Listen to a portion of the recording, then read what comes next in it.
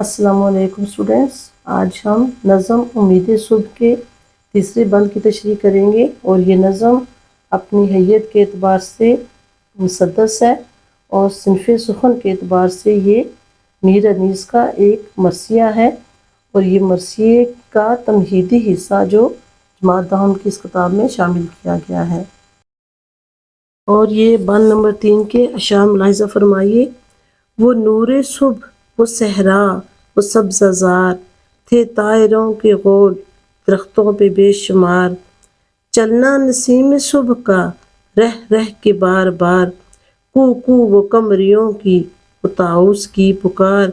वाह थे दरीचे बागे बेशते नईम के, हर सू रवां थे दश्त में झोंके नसीम के।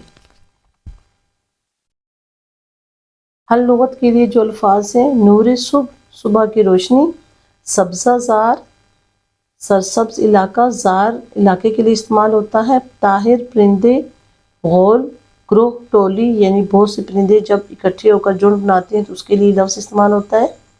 नसीम सुबह सुबह की हवा, खुशगवार हवा का हल्का झोंका। कू कू कोयल के बोलने की आवाज़ें, कमरी कोयल के लिए इस्तेमाल होता है। ताउस रंगीन परों वाला परिंदा, मोर यानी कि मोर। और जो साज़ों में एक साज़ होता है सितार, उसको भी ताउस कहते हैं।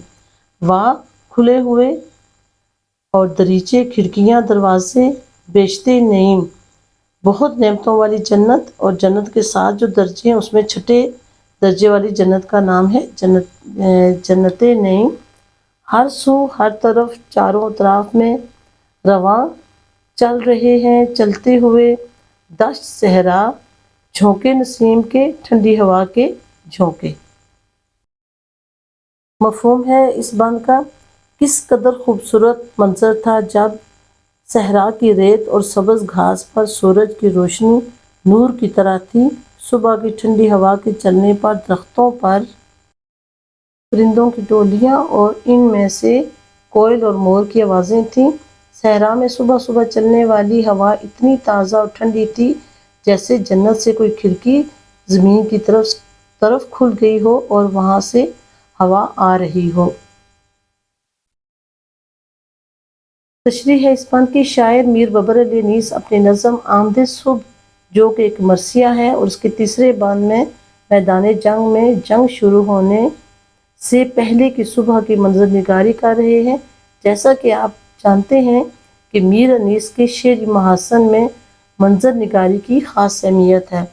बकौल शायर, वो क्या ज़बरदस्त सुबह थी जब सूरज की रोशनी किसी नूर की तरह सहरा की रेत पर और वहाँ की घास और पौधों पर पड़कर इस मंजर को मज़ीद निखार रही थी। और इस मंजर में जो दरख्तों पर नज़र डालें तो वहाँ परिंदे ग्रोहों और टोलियों की सूरत में गोल दर गोल बैठे हुए थे। मैदान करबला की इस सुबह में सहरा में जो सुबह की नरम हवा नरम झोंकों की सूरत में चल रही थी और हवा का इन नरम झोंकों में मुसलसल चलना मंजर को बहुत खुशगवार बना रहा था। और इस दौरान इस मंजर में दो परिंदे यानी कोयल और मोर थे जिनकी आवाज़ें ज़्यादा नुमायाँ थीं और वो पुकार रहे थे। यहाँ पर लफ्ज़ ताउस इस्तेमाल हुआ है। इसके दो मानी हैं, यानी एक तो रंगीन परों वाला परिंदा और वो यकीनन आपको पता है मोर ही है, और दूसरा ये लफ्ज़ सितार के लिए भी इस्तेमाल होता है, लेकिन यहाँ पर यह लफ्ज़ परिंदे के मानी में ज़्यादा खूबसूरत लग रहा है।